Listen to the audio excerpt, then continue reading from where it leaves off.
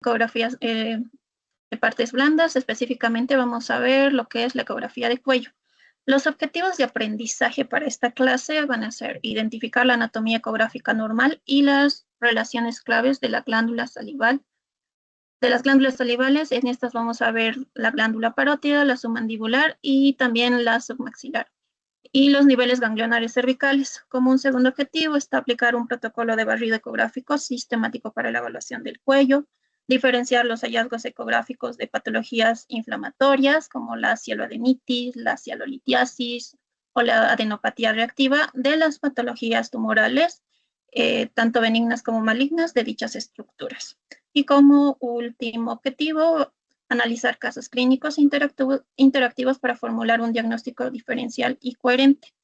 El contenido que vamos a ver el día de hoy va a estar dividido en estos 4 puntos: la técnica y la ecoanatomía normal, patología de las glándulas salivales, inflamatorias y tumorales, patología de los ganglios linfáticos y, por último, el taller interactivo de casos. Empezando con el punto número 1, vamos a empezar con la técnica y ecoanatomía normal. Y aquí les voy a preguntar a ustedes, ¿qué estructuras encontramos en el cuello? Sí, me pueden ir dictando. ¿Qué órganos o estructuras vemos a nivel del cuello? Lo más importante. Los grandes vasos. Grandes vasos. ¿Ya? ¿Alguien más? Como la tiroides, doctora. Las glándulas tiroides. Tiroides. ¿Ya? Y glándulas salivales también inferiores, ¿no? Glándulas salivales. ¿Qué más? Las cadenas linfáticas, doctora. Músculos del cuello. Músculos.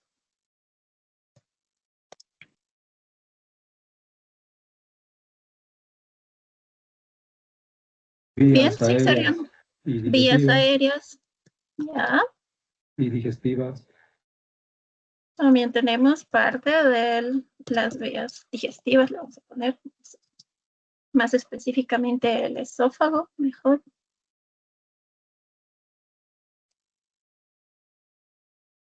Muy bien.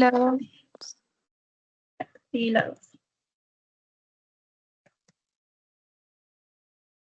Entonces, en este módulo... Sistema nervioso. Sí. Entonces hay nervios. Entonces el cuello es un área que contiene un montón de estructuras, desde estructuras vasculares, nerviosas, tiene glándulas importantes como la tiroides, también podemos encontrar glándulas salivales, como han mencionado, y gran cantidad de cadenas linfáticas. Entre otras estructuras vamos a tener lo que bien mencionaron, músculos, el más importante, el esternocleidomastoideo. Vamos a tener cartílagos como el cricoides y la tiroides, y estos especialmente nos van a servir para delimitar los triángulos del cuello que conocemos, que van a ser importantes cuando estemos viendo los niveles ganglionares. Muchas gracias por su participación. Entonces, sin embargo, en este módulo nos vamos a enfocar principalmente en las glándulas salivales, los ganglios linfáticos, la tiroides y la paratiroides. Entonces, hoy vamos a ver específicamente las glándulas salivales, las cuales van a ser 3. La mayor, la más grande, es la glándula parótida, la que le sigue en tamaño, la glándula submandibular, y las más pequeñas, las glándulas sublinguales. Y también vamos a ver los ganglios linfáticos, los cuales van a estar o van a recibir su nombre dependiendo la región en la que se encuentren, y vamos a ver más adelante que esas regiones las vamos a poder delimitar mediante la posición del músculo esternocleidomastoideo, las ramas mandibulares, los cartílagos tiroides y cricoides y los grandes vasos. Entonces, recordando un poco de lo que ya han llevado, ¿qué tipo de transductor creen que utilizamos para la ecografía de partes blandas y por qué? Acá les presento una imagen con diferentes tipos de transductores que han debido verlo en la clase, en sus módulos número 1 y módulo 2. Y si recuerdan, tenemos entre transductores lineales, convexos, endocavitarios y sectoriales.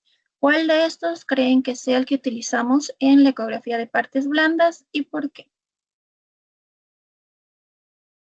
Transductor lineal. Un Lineal. transductor de alta frecuencia, ¿no? En este caso pudiera ser un lineal o también pudiera ser un sectorial. ¿Ya? ¿Qué beneficios nos va a dar el utilizar el transductor de alta frecuencia?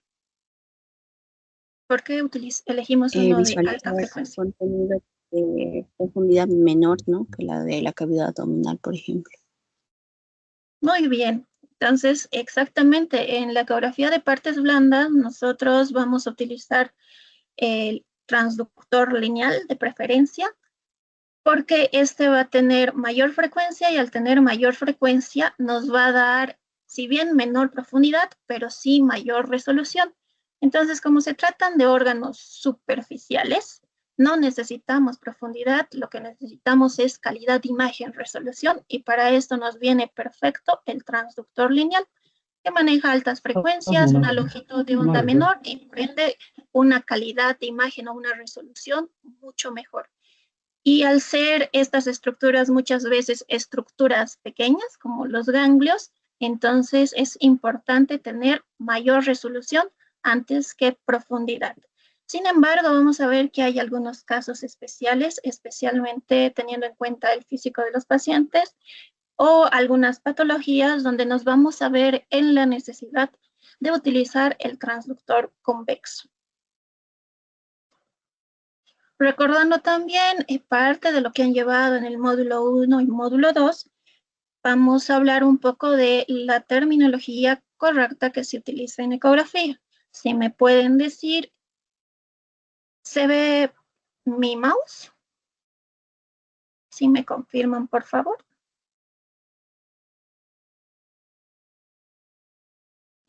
Sí se ve, doctora. Sí, doctora. Muchas gracias. ¿Me pueden decir Sí, cómo señora se doctora. denominaría a esta estructura en ecografía?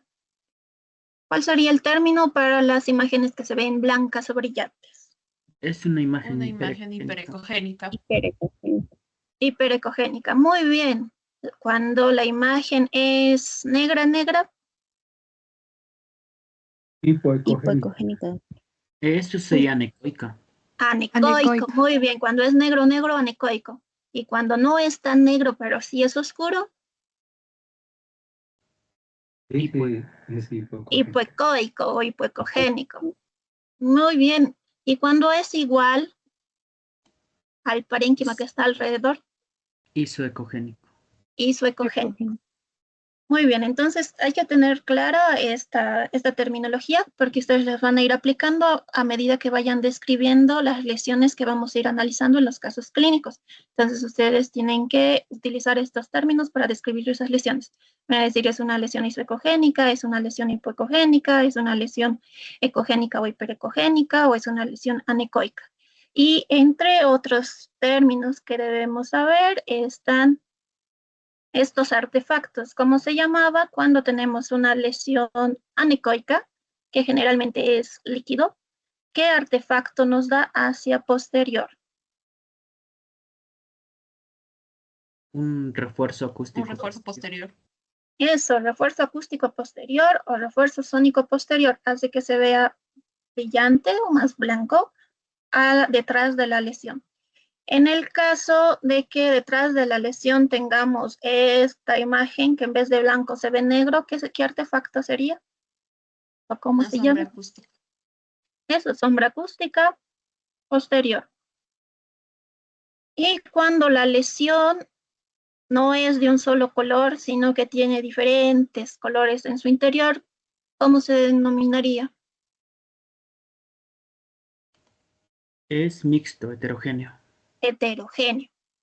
Muy bien, estamos bien entonces en terminología y también estamos bien en cuanto a por qué escogemos un transductor lineal. Entonces nos vamos a llevar bien. Vamos a empezar con la técnica y protocolo de barrido, una vez que ya hemos terminado el repaso de las cosas básicas que esperaba que sí conozcan. Entonces, cuando estamos ante estructuras del cuello, el transductor que vamos a utilizar, como bien dijeron, va a ser el transductor lineal de alta frecuencia.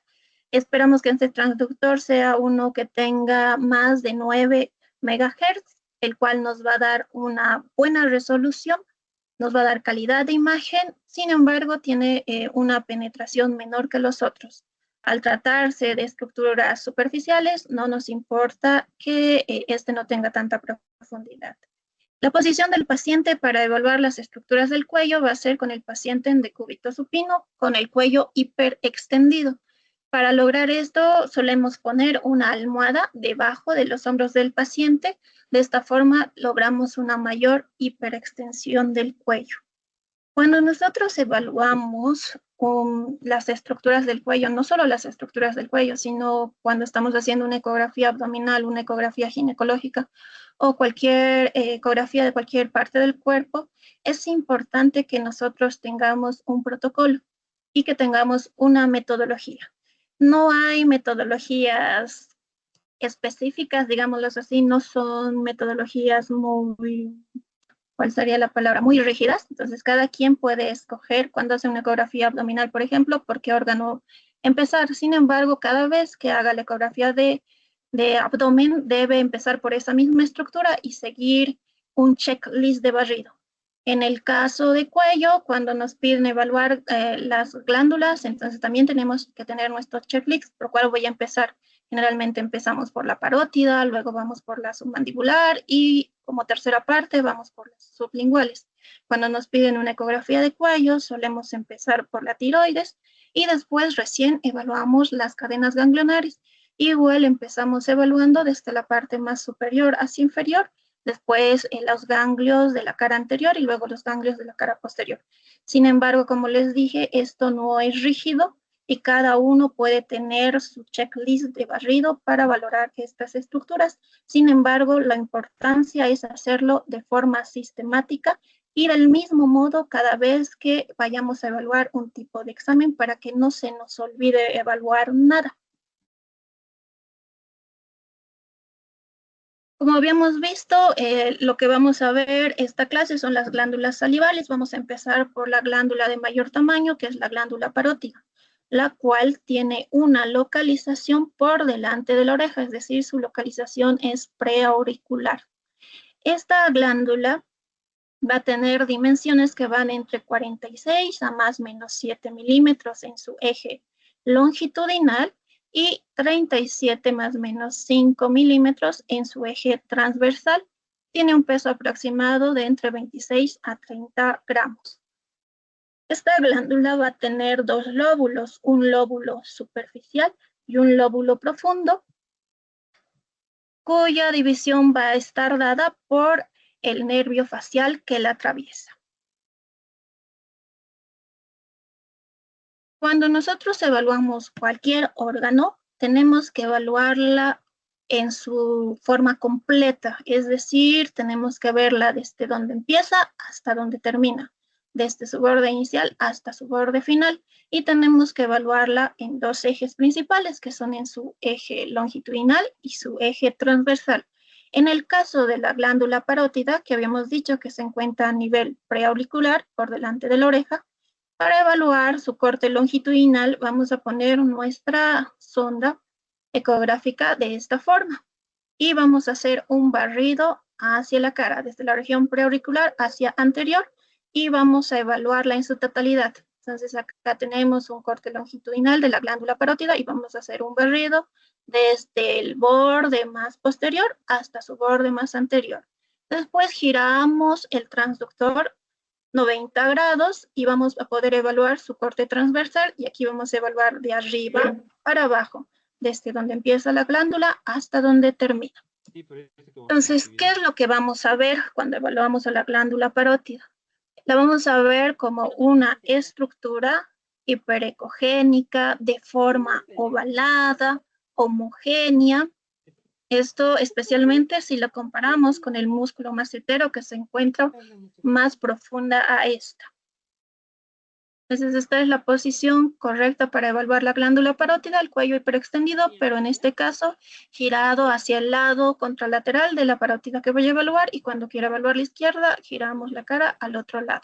Y no se olviden siempre los dos ejes. Tenemos que evaluarlos en su corte longitudinal, haciendo un barrido total, y en su corte transversal, haciendo un barrido total.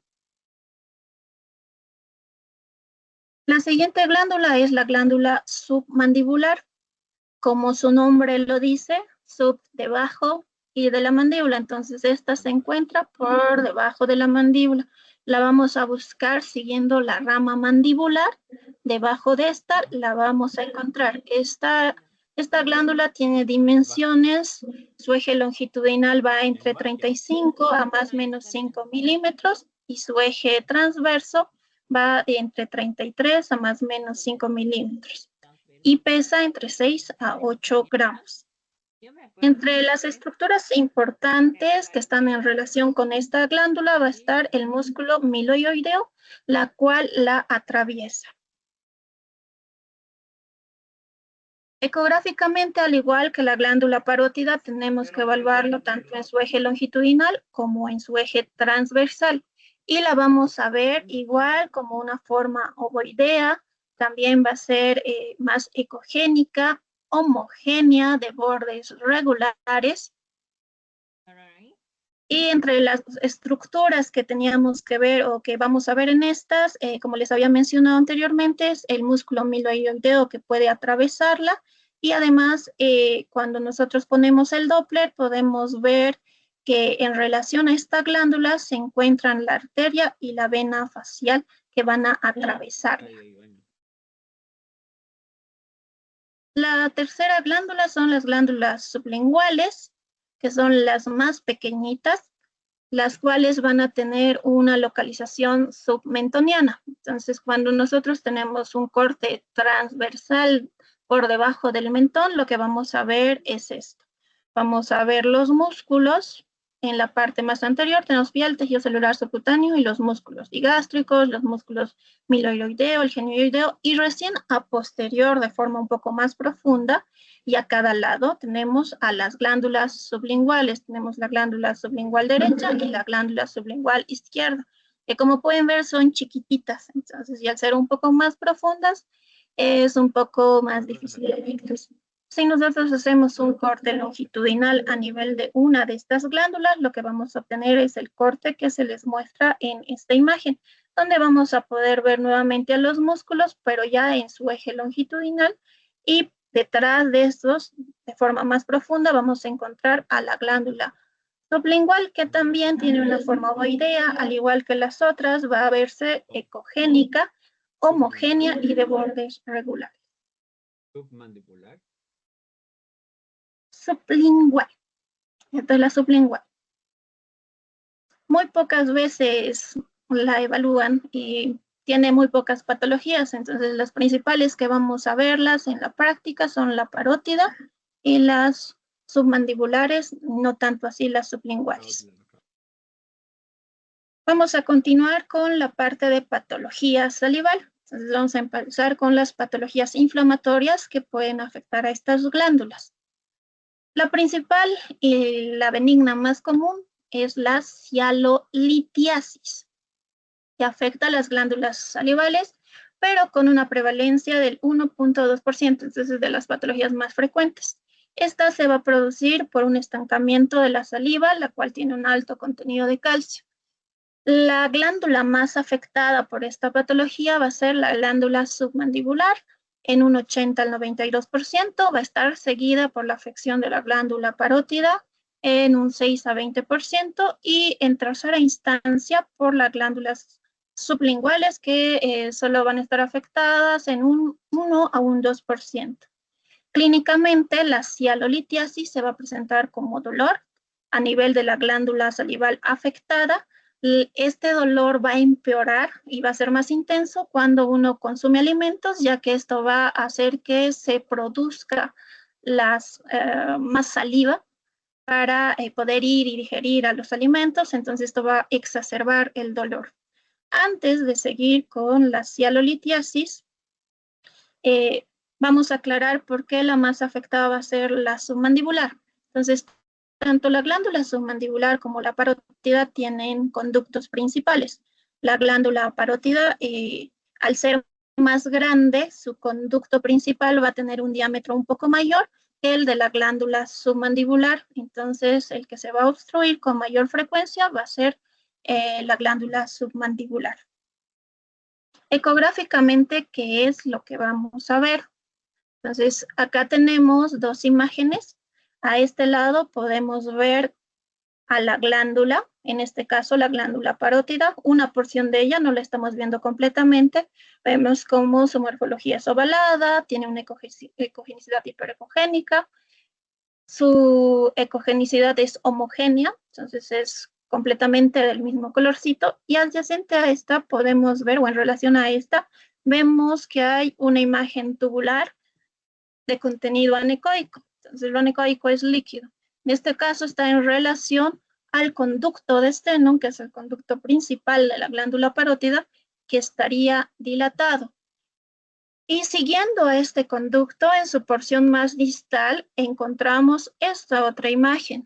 Pueden ver cómo hay una imagen hiperecogénica ovalada que está produciendo este artefacto, que es la sombra acústica posterior, que se daba cuando la imagen o la lesión que está ocupando es cálcica, es bastante sólida. Entonces, este es un cialolito que está obstruyendo el conducto de Stenone de la glándula parótida y estaría en relación a la patología que estamos viendo, que es la cialolitiasis. Para hacer el diagnóstico de esta patología, entonces lo que buscamos es conductos dilatados y el poder encontrar el hito que está obstruyendo este conducto. El principal signo que vamos a buscar es esa imagen ecogénica con sombra acústica posterior. La cialoadenitis. Tenemos la cialoadenitis infecciosa, cuya causa más frecuente va a ser la viral. Y el virus principal que va a afectar va a ser el virus de la parotiditis. Generalmente, cuando tenemos una inflamación de las glándulas que afecte a estas de forma bilateral, tenemos que sospechar de una causa viral. Cuando la inflamación de estas glándulas es unilateral, es decir, afecta ya sea solo el derecho o el izquierdo, entonces tenemos que pensar que su causa es bacteriana. Y la glándula más afectada, o la que principalmente va a sufrir esta patología, va a ser la glándula parótida. Entonces, ecográficamente, ¿qué es lo que vamos a ver? Si una glándula está inflamada, entonces ahí vamos a esperar que ésta aumente de tamaño, porque está inflamada. Entonces, lo que vamos a ver es una glándula aumentada de tamaño. La ecogenicidad de la glándula, que antes era homogénea o bonita, va a cambiar, se va a tornar heterogénea, va a presentar áreas hipoecogénicas en medio de su parénquima. Y como estamos ante un proceso inflamatorio, cuando nosotros pongamos el Doppler color, vamos a tener un flujo incrementado por la inflamación.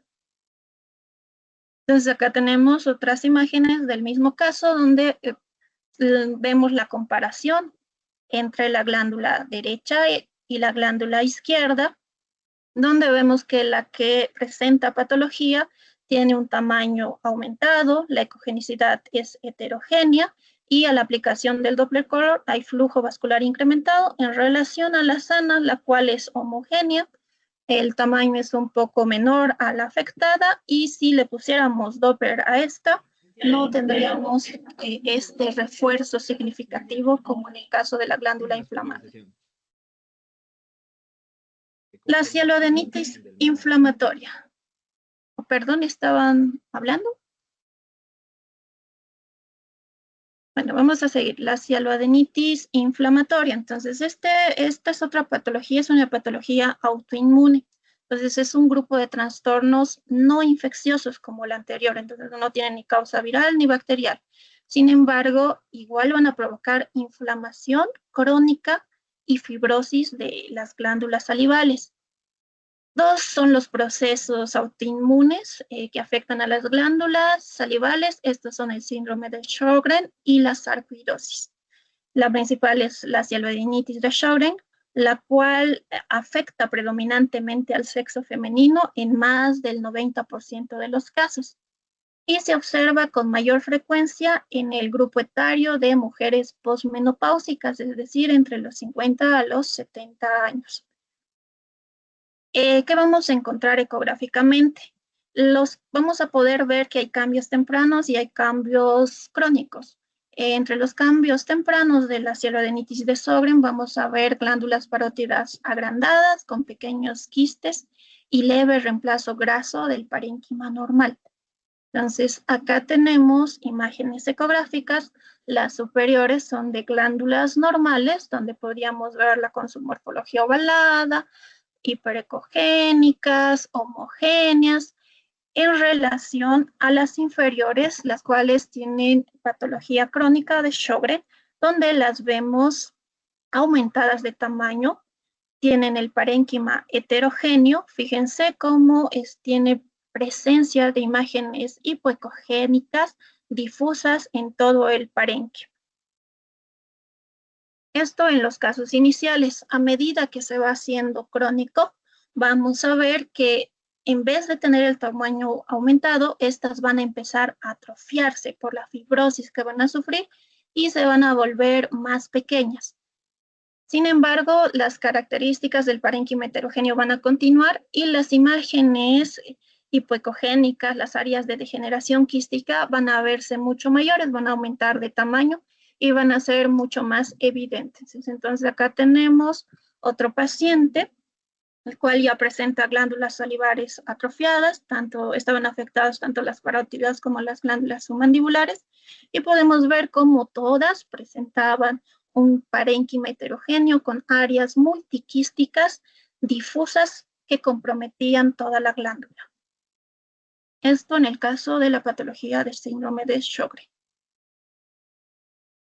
Ahora pasando a los nódulos y tumores que podemos encontrar a nivel de estas glándulas, vamos a ver que existen signos que nos van a orientar a pensar que el nódulo que nosotros estamos viendo en estas glándulas pueden ser benignos o pueden ser malignos. Entre los signos que nos van a orientar a que este nódulo son benignos o signos de benignidad, tenemos que la presencia de bordes bien definidos, que estos nódulos tengan forma lobulada, que sean hipoecogénicos, que sean homogéneos o que presenten algo de realce posterior.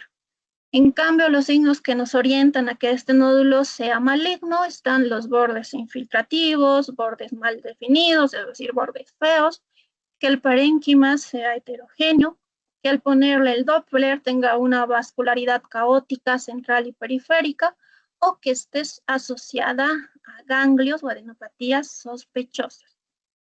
Entre los tumores benignos de mayor frecuencia tenemos al adenoma pleomorfo y entre los tumores malignos más frecuentes tenemos al carcinoma mucoepidermoide.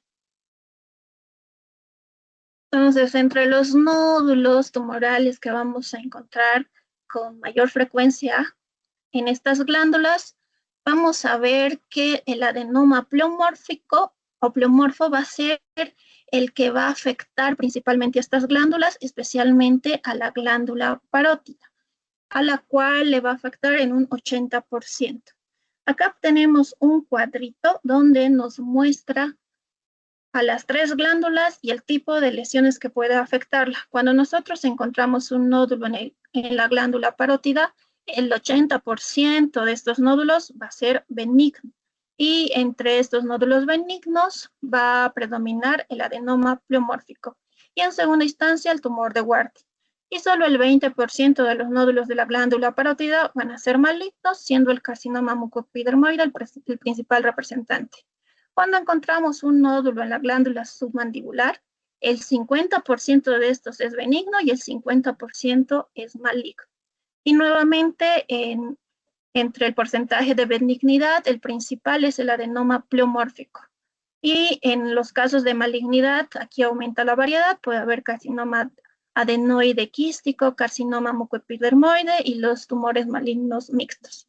La glándula sublingual es de las menores afectadas por la presencia de nódulos o tumores. Sin embargo, cuando encontramos un nódulo a nivel de la glándula submandibular, la probabilidad de que sea maligno es mayor. Entonces, un 80-90% de los nódulos que se encuentran en esta glándula son malignos, siendo el carcinoma adenoide quístico y el carcinoma mucoepidermoide los principales tipos de tumores que se encuentran a este nivel. Vamos a hablar un poco de estos tumores. Empezamos por los tumores benignos. Vamos a hablar del adenoma pleomorfo, el cual está compuesto por epitelio glandular y componentes mucoepiteliales. Es la neoplasia benigna de las glándulas salivales más frecuente, como dijimos, en un 80% va a afectar a la glándula parótida. Los síntomas. Es un tumor de crecimiento lento y por lo tanto generalmente es asintomático. ¿Qué vamos a encontrar? ¿Cuáles son los hallazgos radiológicos? Lo vamos a ver como masas bien definidas, de morfología ovalada, redondeada o lobulada, que eran signos de benignidad. En algunos casos podrían presentar calcificaciones distróficas, lo que va a hacer que estos puedan verse heterogéneos, pero en la mayoría de los casos suelen ser homogéneos. Entonces vamos a verlos como nódulos hipoecogénicos de apariencia homogénea con refuerzo acústico posterior, y cuando nosotros ponemos el Doppler hay escasa o nula vascularización en estos nódulos. Entonces acá tenemos ejemplos ecográficos de adenomas pleomorfos. En la primera imagen, un adenoma pleomorfo ubicado en la glándula parótida, donde lo vamos a ver como una imagen nodular, ovalada, de bordes definidos, parénquima predominantemente homogéneo, y fijen cómo tiene este refuerzo acústico posterior. En el siguiente caso, otra vez tenemos una imagen nodular, en este caso más redondeada que ovalada, los bordes siguen siendo lisos, definidos, bonitos. El parénquima es hipoecogénico, pero homogéneo, y igual que el anterior, presenta refuerzo acústico posterior. En este caso, estaba afectando a la glándula submandibular. El tumor de Warthin es otra de las neoplasias tumorales benignas. Esta está conformada por tejido epitelial y linfoide. Es la segunda neoplasia benigna más frecuente. Tiene una fuerte asociación con el tabaquismo. En un 30% va a presentar componentes mixtos, es decir, que va a tener áreas quísticas y áreas sólidas. Los síntomas: es un tumor indoloro, al igual que el anterior, es de crecimiento lento. Los hallazgos radiológicos, como es una patología benigna, otra vez va a tener signos de benignidad, como ser los bordes bien definidos y la morfología ovalada. Ecográficamente, igual lo vamos a ver como un nódulo hipoecogénico. Sin embargo, como vimos, este puede tener componentes quísticos, entonces ya su parénquima puede ser heterogéneo y no solo homogéneo. Además de que presenta estructuras vasculares a su interior, así que cuando nosotros pongamos el Doppler, esta sí va a tener vascularidad o refuerzo vascular. Acá tenemos el ejemplo ecográfico, vemos dos imágenes. En la imagen superior vemos un nódulo, otra vez hipoecogénico, heterogéneo. Fíjense cómo tiene áreas mucho más oscuras, mucho más anecoicas en relación a las áreas quísticas. Sin embargo, sus bordes todavía son definidos. Cuando nosotros ponemos el Doppler color, va a tener flujo vascular incrementado. Acá otro ejemplo de un tumor de Warthin a nivel de la parótida derecha. Otra vez vemos una imagen nodular, ovalada, de bordes lisos, con componente hipoecogénico heterogéneo, con áreas anecoicas o hipoecogénicas difusas en su interior en relación a áreas quísticas. Fíjense cómo, al igual que el anterior, todavía presenta refuerzo acústico posterior, y si nosotros le pusiéramos Doppler a esta imagen, habría refuerzo vascular. El lipoma es otro tumor benigno.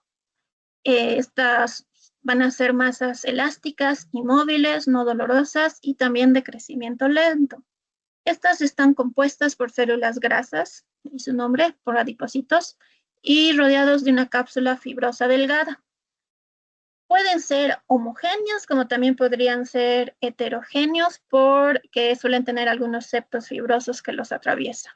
Ecográficamente se van a ver como masas hipoecogénicas de bordes definidos, pueden ser ovaladas, redondeadas, presentan un patrón estriado, como podemos ver acá, como tiene imágenes ecogénicas lineales que discurren en su interior. Y cuando nosotros ponemos Doppler color, no tienen flujo. Esta no es tan frecuente a nivel de las glándulas. Pasando a la patología tumoral maligna. Como dijimos, el principal es el carcinoma mucoepidermoide. Es una neoplasia maligna compuesta por células epidermoides y epiteliales secretoras de mucina. Es la neoplasia maligna más frecuente de las glándulas salivales y en un 60% va a estar localizado a nivel de la glándula parótida. Los síntomas de esta suelen presentarse como masas generalmente dolorosas que pueden asociarse a parálisis del nervio facial. En las imágenes, ya que estas presentan componente quístico, las podemos encontrar como lesiones nodulares heterogéneas. Sin embargo, la característica de estas en ecografía va a variar dependiendo si estamos ante un tumor de bajo grado o un tumor de alto grado. Cuando se trata de un tumor de bajo grado, puede presentar características de benignidad, es decir, podemos verlas como un nódulo de contornos bien definidos y de apariencia homogénea, similar a los tumores benignos que hemos visto anteriormente. En el caso de los tumores de alto grado, estos sí ya van a tener las características clásicas de malignidad, que son los bordes infiltrativos irregulares, que va a estar infiltrando las estructuras adyacentes y también ya los vamos a ver más heterogéneos con áreas quísticas. Acá tenemos un ejemplo de un adenocarcinoma mucoepidermoide en la parótida izquierda. Entonces vemos a la glándula parótida, que es hiperecogénica, homogénea, predominantemente homogénea, a excepción de esta porción donde presenta un nódulo hipoecogénico redondeado, que en este caso todavía pareciera ser homogéneo más que heterogéneo. Entonces, podríamos estar ante un adenocarcinoma mucoepidermoide de bajo grado que puede ser confundido con una lesión benigna. En el caso de los tumores de alto grado, vamos a encontrarnos lesiones como esta. Entonces, tenemos una lesión hipoecogénica. Fíjense cómo sus bordes ya son poco más irregulares. La ecogenicidad es heterogénea, ya presenta áreas anecoicas en su interior y al aplicar el Doppler color vamos a tener flujo vascular incrementado al interior del nódulo. Y acá abajo vemos otras dos imágenes nodulares hipoecogénicas, redondeada y ovalada de menores dimensiones. En este caso, su contenido es un poco más homogéneo, que están en relación a un tumor, pero de bajo grado. El carcinoma adenoide quístico. Esta es una neoplasia maligna que deriva de células ductales y mioepiteliales. Se presenta en edades más avanzadas, es decir, en pacientes de quinta a séptima década de vida. Tiene mayor propensión a la diseminación perineural y a la invasión local, es decir, estos son mucho más agresivos. Y en un 90% de los casos, cuando hacemos el diagnóstico de este tipo de tumor, frecuentemente ya presentan metástasis en los ganglios linfáticos cervicales. Este tumor afecta en mayor frecuencia la glándula parótida en un 25%. Ecográficamente vamos a tener hallazgos que son inespecíficos, entonces podemos tener una lesión focal chiquita de apariencia benigna, es decir, de bordes regulares, hipoecogénico homogéneo, hasta lesiones hipoecogénicas de bordes irregulares, márgenes infiltrativos, con importante vascularización en su interior. Entonces, igual que la otra, dependiendo que si era de bajo grado o alto grado, igual puede presentar características benignas que nos pueden hacer confundir de su etiología. Acá tenemos una imagen de un carcinoma adenoide quístico a nivel de la parótida derecha. Fíjense que su apariencia es muy similar al anterior tumor de alto grado. Nuevamente lo vamos a ver como una imagen nodular hipoecogénica.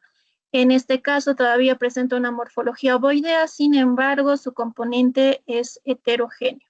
Y si pusiéramos Doppler, igual presentaría flujo vascular incrementado. Acá tenemos otros dos ejemplos. Fíjense cómo estas tienen características un poco más de mayor benignidad. Fíjense cómo se presentan como lesiones redondeadas, de bordes bonitos, lisos, definidos. Su ecogenicidad, sin embargo, es un poquito heterogénea. Acá tiene algunos componentes hipoecogénicos en su interior. Y al igual que las benignas, fíjense cómo presenta el realce acústico posterior. Sin embargo, al ponerle Doppler, se evidencia que, a diferencia de la mayoría de las benignas, esta sí presenta un refuerzo vascular, aunque en este caso es más periférico que central. Las metástasis, estas son relativamente raras. Es raro que algún tumor haga metástasis a nivel de las glándulas salivares. Sin embargo, cuando se presentan, la vamos a encontrar con mayor frecuencia afectando la glándula parótida. Otra vez la glándula parótida. Entonces, las metástasis los tumores que pueden dar metástasis a nivel de estas glándulas son los carcinomas epidermoides y los melanomas, pero cuando estos están afectando la región facial. Entonces, de ahí sí pueden darme metástasis hacia estas glándulas salivares.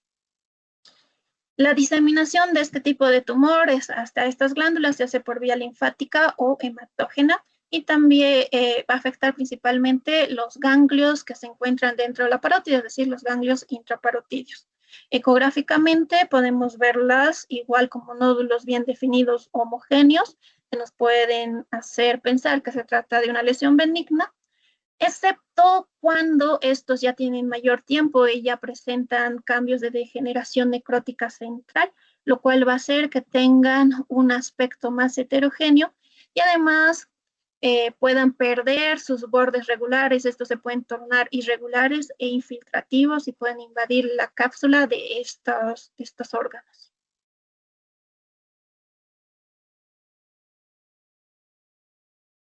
Y ahora tenemos 8. Vamos a pasar a la parte de los ganglios linfáticos. Entonces, ¿qué criterios ecográficos o qué tengo que evaluar cuando nosotros vemos ganglios? Cuando vemos ganglios tenemos que evaluar el tamaño. Hay que hacer una relación entre la longitud del ganglio y el grosor, que tiene que ser mayor a 2. Tengo que evaluar la morfología del ganglio. Tengo que ver si este es oval, si este está redondeado, si está alargado o si presenta espiculaciones.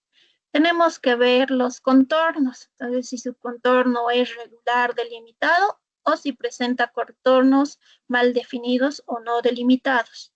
Hay que evaluar la cortical de los ganglios, si esta cortical está ensanchada, si esta cortical es estrecha, si esta cortical es hipoecogénica, si es ecogénica, si se presenta de forma nodular o asimétrica. Otra cosa que hay que evaluar cuando vemos ganglios linfáticos es el hilio, que viene a ser esta imagen ecogénica en el centro del ganglio. Antes, un ganglio nos debe recordar al riñón o al poroto, que tiene esta morfología reniforme ovaladita, que va a tener un centro ecogénico que está en relación al hilio graso. Entonces, este es un ganglio linfático normal. Entonces, tenemos que evaluar el hilio, si está presente, si está estrecho o si de plano ya no lo vemos, si está ausente. También hay que evaluar la ecogenicidad y la vascularidad de estos ganglios. Si la vascularidad está solo a nivel del hilio, si hay vascularidad ya de forma difusa o con vasos aberrantes o caóticos. Como habíamos mencionado al inicio, en el cuello vamos a encontrar varias cadenas ganglionares, las cuales van a estar clasificados en diferentes niveles, cuyos márgenes van a estar dados por el músculo esternocleidomastoideo, el hueso hioides, el cricoides, la mandíbula y la clavícula. Entonces vamos a tener los niveles 1 y 2. El nivel 1 es submentoniano. Estos van a estar debajo de la rama mandibular. Los que están mediales a los vientres de los músculos digástricos, es decir, los mentonianos centrales, van a ser el nivel 1A. Los que se encuentran laterales a estos músculos y en relación al borde de la glándula submaxilar van a ser el nivel 1B, también conocidos como ganglios submandibulares. Luego vamos a tener los niveles yugulares, que van a estar divididos en yugular superior, yugular medio y yugular inferior, que van a corresponder al nivel 2, nivel 3 y nivel 4.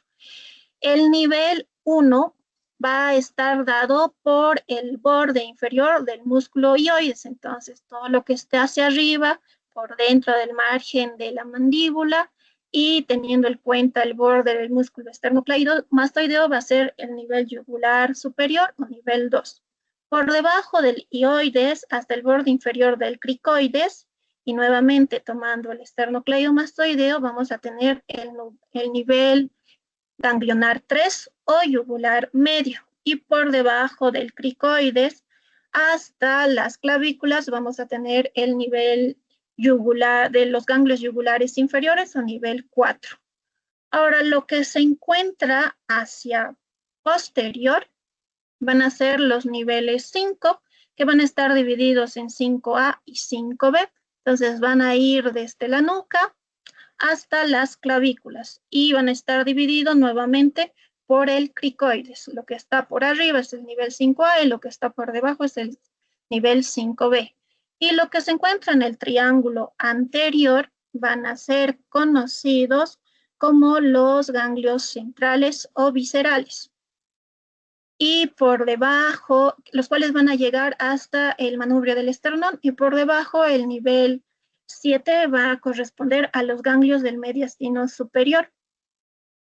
Entonces, no les voy a pedir que se aprendan de memoria la clasificación de estos niveles. Sin embargo, cuando uno ejerce, es importante tenerlos a la mano. Entonces, lo que yo siempre sugiero es que lo tengan impreso en una hojita, la plastifiquen y así puedan recurrir a esta siempre que estén evaluando los ganglios cervicales. Ya van a ver que con la práctica uno se los aprende ya de memoria, especialmente los niveles yugulares, que son los que se afectan con mayor frecuencia. Con el nivel 1 no hay mucho problema porque son los submentonianos, entonces el nivel 5, el nivel 6 a veces suelen causar conflicto. Pero para esto lo ideal es tenerlo impreso y a la mano al momento de realizar este tipo de exámenes. Acá tenemos otras dos imágenes donde nos muestran estos ganglios cervicales en sus diferentes niveles.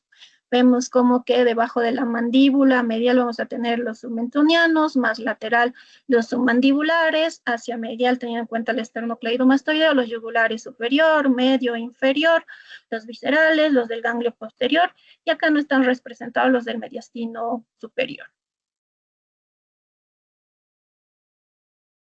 Entonces, los ganglios linfáticos normales, como les había mencionado, cuando nosotros evaluamos ganglios, lo que tenemos que buscar es como un pequeño porotito. Se ven como una imagen reniforme, ovalada, con un centro ecogénico en relación al hilio y la corteza hipoecogénica. Entonces, estos generalmente son ovalados de bordes regulares. El hilio es ecogénico, el hilio graso. Y cuando nosotros ponemos el Doppler, la vasculatura en un ganglio normal está solo a nivel iliar. Entonces, los ganglios normales tienen flujo vascular iliar. La corteza tiene que ser hipoecogénica, delgada, generalmente simétrica en todo el contorno. Y la relación cortical-iliar debe ser mayor a 2. Cuando nosotros lo medimos, su eje largo tiene que ser siempre mayor a su eje corto, que es la característica de las estructuras que son ovaladas, alargadas. Este entonces es el ejemplo de un ganglio normal. Y en este lado tenemos la vasculatura de un ganglio normal, solo hacia el hilio. Entre las patologías que pueden afectar a los ganglios, no solo a los cervicales, sino a los ganglios de cualquier parte del cuerpo están las patologías inflamatorias. Entonces, tenemos ganglios reactivos inflamatorios. Este término implica que los ganglios tienen una etiología benigna. Los hallazgos ecográficos que vamos a ver cuando el ganglio está inflamado va a ser que al estar inflamado va a aumentar de tamaño. Entonces tenemos un aumento del tamaño ganglionar. Sin embargo, la forma del ganglio va a estar conservada. Todavía va a ser de forma ovoidea, de bordes regulares, lisos. Y cuando nosotros apliquemos el Doppler color puede haber una discreta disminución, bueno, vamos a tener el flujo a nivel iliar. Y cuando están inflamados podemos ver que la cortical puede cambiar. En vez de ser hipoecogénica bonita, podría haber una disminución difusa de la ecogenicidad, incluso verse un poquito heterogénea en relación a un ganglio normal. El flujo sigue siendo iliar, pero como hay un proceso inflamatorio, lo que podemos ver es que hay aumento de la vascularidad de las estructuras adyacentes. Cuando la inflamación persiste, podría llevarnos a lo que es una adenitis supurativa, es decir, que se necrosen partes del ganglio y se pueda formar abscesos en el interior de estos ganglios. Entonces, ¿cómo vamos a ver ecográficamente la adenitis supurativa? Vamos a verlos otra vez como ganglios aumentados de tamaño porque están inflamados. Todavía pueden mantener su forma normal, es decir, todavía pueden ser ovoideos, aunque como ya hay degeneración necrótica en su interior, ya se está formando abscesos, pueden empezar a redondearse y van a tener una ecogenicidad heterogénea, van a presentar áreas líquidas en su interior, las cuales se van a ver ya sean anecoicas completamente o más hipoecogénicas que la cortical normal. Cuando nosotros ponemos el Doppler color, al ser un proceso inflamatorio, al igual que el anterior, lo que vamos a ver es un refuerzo vascular de las estructuras adyacentes que también van a estar inflamadas por continuidad. Este tipo de patología clínicamente se va a presentar como masas dolorosas porque está inflamado. Va a haber cambios del color y de la temperatura de la piel y además el paciente va a presentar fiebre. Esto por la inflamación que ya está extendiéndose a los tejidos adyacentes. En la historia natural de estas xenopatías comienza con ganglios aumentados de tamaño reactivos, es decir, empiezan como la patología anterior, posteriormente ya presentan zonas de necrosis, incluso pueden afectar a varios ganglios adyacentes y formarme conglomerados, y si llegan a romper la cortical, pueden formar grandes abscesos. El linfoma. En el caso del linfoma, los ganglios linfáticos, las adenopatías, van a adoptar una morfología redondeada. Entonces aquí ya no van a verse tan ovalados. Vamos a encontrar ganglios aumentados de tamaño, redondeados. La ecogenicidad va a estar disminuida de forma difusa. En ocasiones pueden verse heterogéneos, pueden presentar finos secos en su interior. Cuando estamos ante un linfoma de Hodgkin, cuando nosotros aplicamos el Doppler color, puede presentar flujo vascular incrementado y en este caso ya no va a ser solvirial como cuando se trata de un ganglio normal, sino que vamos a ver que hay vascularización difusa que también se encuentra a nivel de la cortical del ganglio. Otra característica del linfoma es que no vamos a ver solo un ganglio aumentado de tamaño, sino que vamos a ver varios ganglios aumentados de tamaño que incluso pueden formar conglomerados adenopáticos. Y otra de las características para hacer este diagnóstico es que estos ganglios van a ser de crecimiento rápido y progresivo. Entonces acá tenemos dos adenopatías como ya están perdiendo su morfología ovalada. Y también podemos ver cómo la cortical está medio engrosada, casi ya no vemos el hilio, fíjense el hilio acá está desplazado, la ecogenicidad de este está alterada, ya no es hipoecogénico homogéneo, ya presenta áreas un poco más ecogénicas y áreas más hipoecogénicas, entonces ya tiene una ecogenicidad heterogénea y cuando ponemos el flujo ya no está solo a nivel iliar, sino que está a nivel de todo el ganglio. Y aquí tenemos otros donde su morfología alterada es mucho más evidente. Entonces acá ya tenemos uno que es redondeado, Vemos cómo es hipoecogénico y no tiene el hilio graso. Ya ha habido una pérdida del hilio graso. Y en este otro caso, el hilio graso está desplazado, es menor, y vemos cómo la cortical misma está engrosada. Este es otro caso del linfoma no Hodgkin. Entre otras patologías que pueden afectar los ganglios están las metástasis ganglionares. Sospechamos de metástasis ganglionar cuando al momento de evaluar los ganglios podemos encontrar asimetrías corticales. Esto en los casos leves, pero cuando ya hay una infiltración tumoral en el ganglio, la cortical se puede engrosar, puede formar el ganglio, pierde esa morfología bonita, redondeada, ovalada, puede tener como chinchones. La ecogenicidad igual se vuelve heterogénea porque puede presentar áreas de degeneración necrótica, entonces va a tener como imágenes líquidas en su interior. El hilio graso ya no va a estar presente, va a desaparecer, y cuando nosotros pongamos el Doppler va a presentar una vascularización de aspecto difuso, ya no solo a nivel del hilio, sino a nivel de toda la cortical. Esto debido a que va a haber creación de nuevos vasos por la invasión tumoral, es decir, por el proceso de angiogénesis cortical. Estos ganglios también pueden estar aumentados de tamaño y su morfología igual alterada, las vamos a ver predominantemente de forma más redondeada. Los bordes de estos ganglios inicialmente pueden estar bien delimitados, pero cuando ya la metástasis avanza, estos bordes se van a ver irregulares y van a ser infiltrativos. Entonces ya va a haber infiltración capsular o extraganglionar y los bordes van a ser mal delimitados. Y vamos a encontrar este tipo de ganglios con este tipo de alteraciones habitualmente en las zonas de drenaje del tumor primario. Es decir, si tengo un tumor que está afectando la parótida derecha, entonces los ganglios que están cerca o que drenan a esa parótida derecha van a ser los que van a presentar este tipo de características por la metástasis a ese nivel. Entonces acá tenemos algunos ejemplos de ganglios metastásicos. Vemos aquí un ganglio que si bien tiene morfología ovalada, véanle como acá le sale como un pequeño chinchón, que sería un área de engrosamiento cortical focal que deforma este ganglio. Y cuando le ponemos el Doppler, el flujo ya no solo es a nivel del hilio, sino que también hay flujo a nivel de esta zona que está aumentada de espesor, lo cual está en relación a la angiogénesis por el tumor que se ha extendido hacia este ganglio. Entonces tenemos este pequeño chinchón. Cuando aparece en dos lados, incluso puedes tener el signo de las orejitas de Mickey Mouse.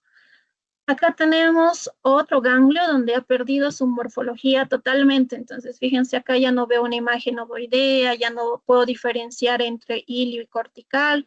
Acá ya se ve más como una imagen ecogénica, los bordes están mal definidos, casi no se diferencian. No hay un hilio central y cuando nosotros ponemos el flujo, vean cómo hay un flujo vascular incrementado de forma difusa a nivel de esta lesión. Entonces estamos ante un flujo vascular anártico, ante una adenopatía metastásica.